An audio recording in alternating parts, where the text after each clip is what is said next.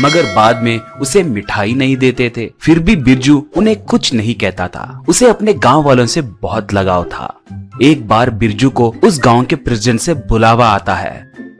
President Birju से, क्या बिरजू, क्या कर रहे हो? कहकर पूछा। बिरजू, कुछ नहीं प्रेसिडेंट जी, हमारे पड़ोस वाली दीदी ने चक्की पीसे तो हलवा खिलाऊंगी कहा था, आटा पीस के आ रहा हूँ कहा।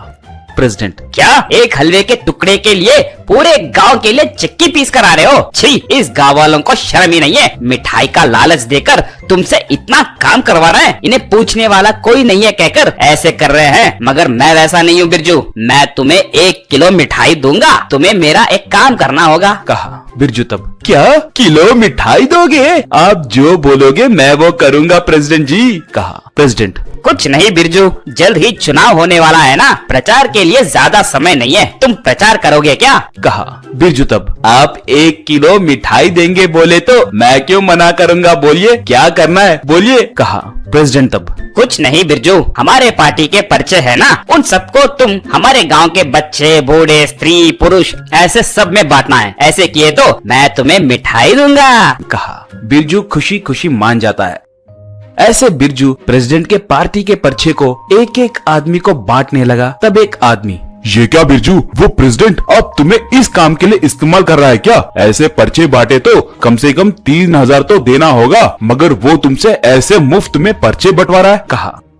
बिरजू अपने घर को जाकर पर्ची अपनी माँ को देता है। बिरजू की माँ, ये क्या है रे, तुम ये काम क्यों कर रहे हो? पूछी तो बिरजू जो भी था वो सब बताता है। तब बिरजू की माँ, रे, वो प्रेसिडेंट तुम्हारे भोलेपन का फायदा उठा रहा है। अगर वो सच में अच्छा होता तो हमारा गांव कब का अच्छा बनता था, तब उसे ऐसे पर्चे बांटने की जरूरत नहीं पड़ती थी ना। इस बार वो नहीं जीतेगा, ये पता चल के ही ऐसे कर रहा है। वो मिठाई मैं ही दूंगी, पहले इसे बांटना रोको बोली। तब बिरजू, तो वो प्रेसिडेंट अच्छा आदमी नहीं है क्या माँ पूछा उसकी माँ। हाँ बेटा, वो अच्छा आदमी नहीं है। तुम्हारे पिताजी के देहांत के बाद मेरा बेटा भोला है, कोई नौकरी नहीं कर सकता। मेरा पति भी मर गया है कहकर पेंशन के लिए उससे मदद पूछे तो मुझसे ही रिश्वत पूछा था। बेटा, तुम्हारे पिता हमारे गांव के भलाई के लिए बहुत मेहनत किए थे, ये जानकर भी उस प्रेसिडेंट ने मुझे अपने आदमियों से धक्का देकर निकाल दिया बोली। बिरजू वो पर्चे बांटना रोक देता है। वो प्रेसिडेंट के पास जाकर पर्चे बांटने के बदले जो मिठाई उसने देने का वादा किया था वो देने के लिए पूछता है। प्रेसिडेंट तब, नेता के बातों को सिर्फ पागल लोग ही भरोसा करते हैं, वैसे तुम पागल ही हो ना कहा। ये सुनकर बिरजू को बहुत गुस्सा आता है। वो प्रेसिडेंट को मारने के लिए आगे बढ़ता है, मगर प्रेसिडेंट अपने आदमियों से बिरजू को मरवाकर जंगल में उसे फेंकने के लिए उन्हें आदेश देता है। वो लोग उसे जंगल में फेंकते हैं।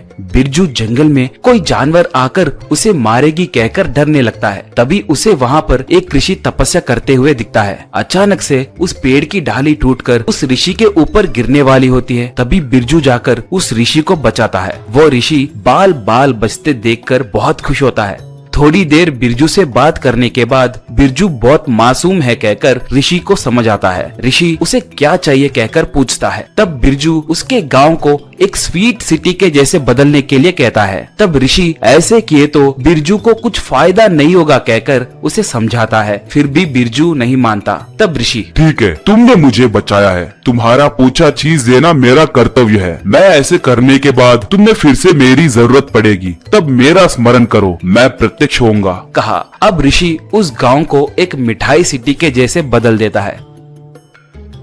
बिरजू गांव को जाकर देखा तो उसका गांव एक मिठाई सिटी के जैसे बदल गया।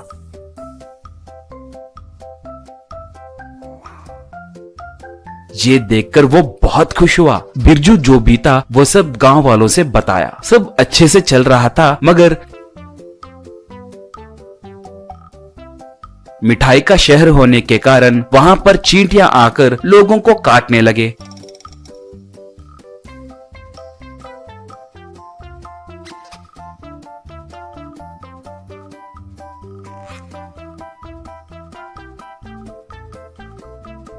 परेशान होकर गांव वाले बिरजू से उनके गांव को फिर से साधारण गांव में बदलने के लिए पूछते हैं। तब बिरजू इस बार प्रेसिडेंट को हराना है कहकर लोगों से कहता है। लोग मान जाते हैं। बिरजू उस ऋषि को याद करते ही ऋषि प्रकट होता है, उस गांव को फिर से साधारण गांव में बदल देता है। बाद में ऋषि बिरजू को समझदार आदमी बना देता है।